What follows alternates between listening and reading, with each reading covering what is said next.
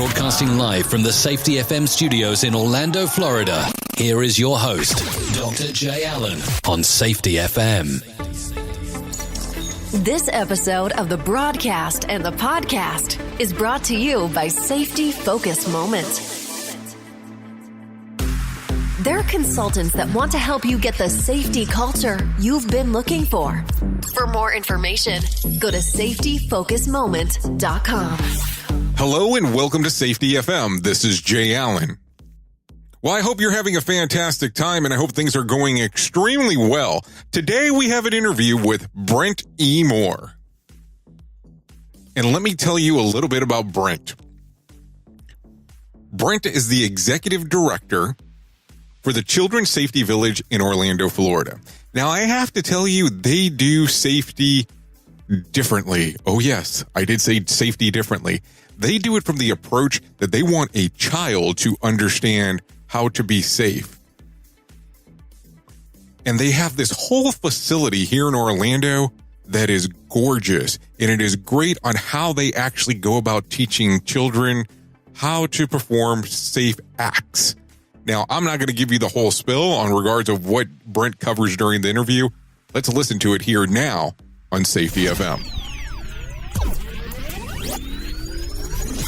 You are listening to a renowned safety expert, Dr. Jay Allen, on Safety FM. Changing safety cultures, one broadcast and one podcast at a time. Join the fun on social media and find us on Facebook at Safety FM.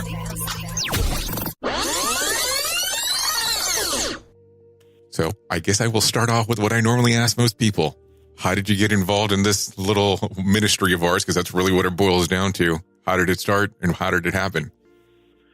Well, it actually happened years ago when I was working for the local Parks and Recreation Division. We used to bring our summer camp children over to the Safety Village to take swim lessons. And since we were right next door, it was a very short trip, but we brought them out here for field trips to learn about water safety and to take swim lessons. And that's when I first met the executive director at the time. So over that course of, I would say maybe 7-8 years ago when we really started coming out here, that's how long it's been since I've known about the Children's Safety Village. Then the executive director, prior to my coming on board, I knew him from a youth initiative that I was running here in Central Florida, and they used to do the translation for us with our brochures and other marketing material. So if you think about it, I've had at least 7-8 years of firsthand knowledge about the Safety Village before I became the executive director in late 2017. So let's touch on that for a moment. For people who might not be familiar with the Children's Safety Village, could you explain to them exactly what it is? The Children's Safety Village is a 501c3 focused on child education related to safety. We have several buildings throughout our complex where we bring in field trips mostly, and we educate children on things like fire safety using our 2-story fire safety house, where we have a smoke machine and also a hot door where they can touch it with the back of their hand and realize that it's hot. Do not open the door. And that's all done through education by our Orange County Fire Rescue Department.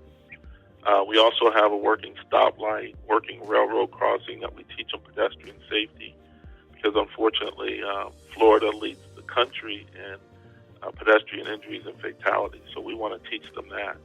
We have a indoor swimming pool. It's heated, and we teach water safety and swim lessons, because unfortunately another unfortunate first for us is that we lead the country in unintentional drownings of children under the age of 5.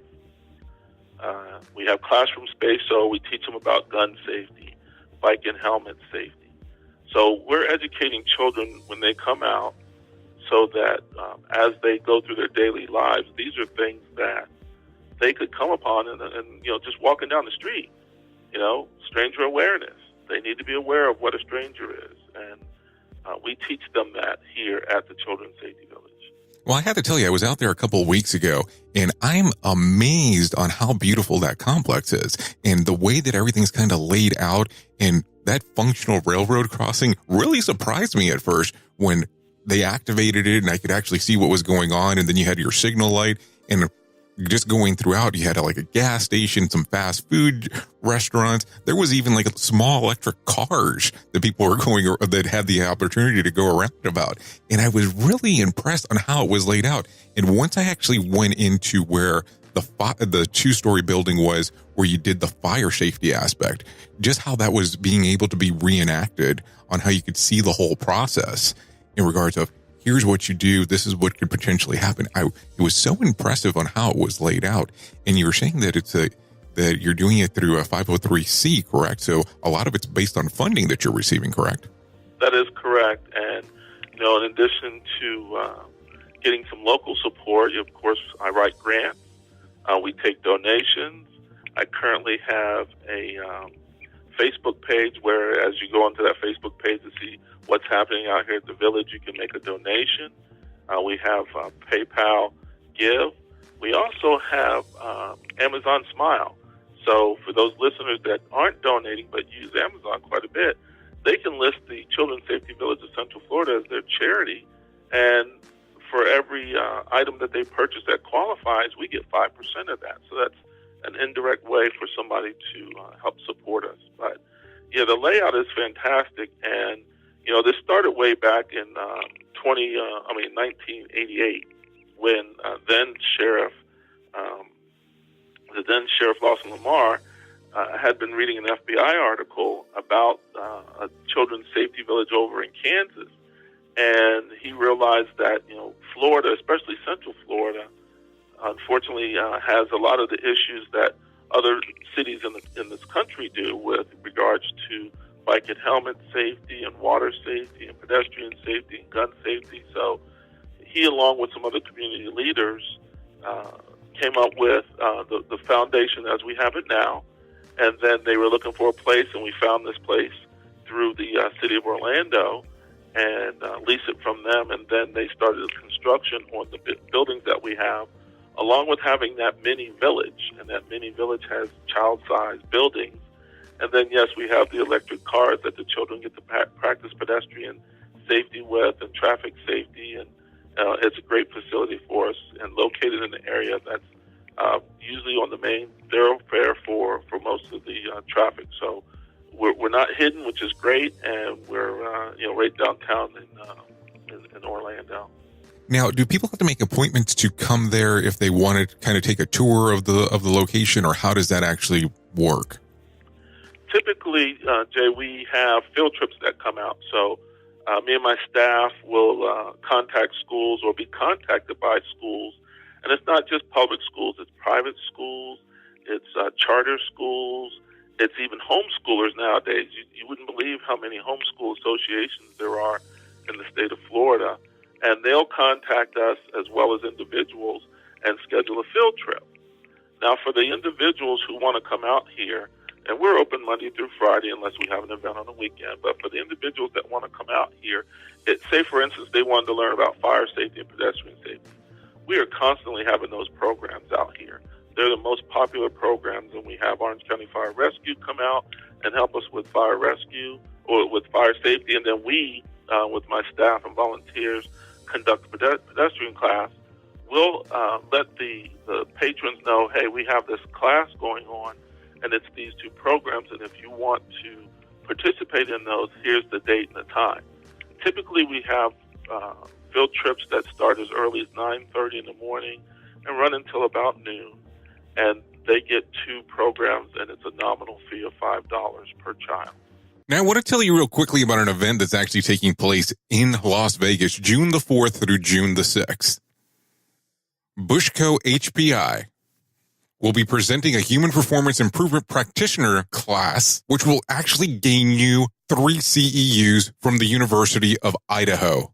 Now, this is actually taking place at the Tuscany Suites and Casino in Las Vegas. For more information, go to bushcohpi.com and go under events. That's bushcohpi.com. hpi.com and go under events. So a few weeks ago on Safety FM, we ran a contest, and the contest was a giveaway of a free ad on the show. Or the winner of the contest was Isaac Robinson, and here is what he has requested for the ad to be. Safety professionals around the world trust ASSP for knowledge, skills, and networking. Through our emerging professional and occupational safety and health member community, we are developing the next generation of safety leaders and helping them develop the skills and knowledge they need to influence change. Visit ASSP.org/membership/community for more information. That's visit ASSP.org/membership/communities for more information. Isaac, thank you for entering the contest. And now back to our interview with Brent E. Moore here on Safety FM. That is awesome. That is awesome on how that whole thing works. I mean, just listening to how you describe it. And I really would tell people they really need to go to your website at childrensafetyvillage.org just to see some of the pictures and really come down and do the experience if having the availability of being able to come in. Now, when you started with the Children's Safety Village, of course, you referenced earlier you were doing Parks and Recreations prior to that. What caused you to want to leave Parks and Recreation to go into this? It was a great opportunity for me. Like I said, I've been familiar with the Safety Village because of previous employer allowing us to bring our kids over for swim lessons. While I was working with Orange County Parks, I also was the liaison with the division as it related to a youth initiative that in its apex had over 17,000 members. So having that experience and then coming over here to the Children's Safety Village to help educate children on everyday dangers was just a natural fit for me. Working with a board of directors who helped me to do what we do, it's just a natural fit, and that's the reason why I came over. And then right now, the Children's Safety Village has been around in Orlando for 25 years. That's correct? That is correct.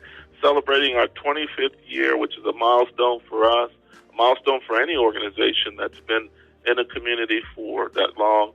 And we've educated thousands upon thousands of children who have come out here. We've also been able to educate through kind of osmosis a little bit some of the adults who come as chaperones and some of the teachers, because sometimes they need to, a refresher on how to properly cross the street and where to cross the street and what to do in emergency situations. So, they get a little bit more education and a little refresher whenever they come out on field trips.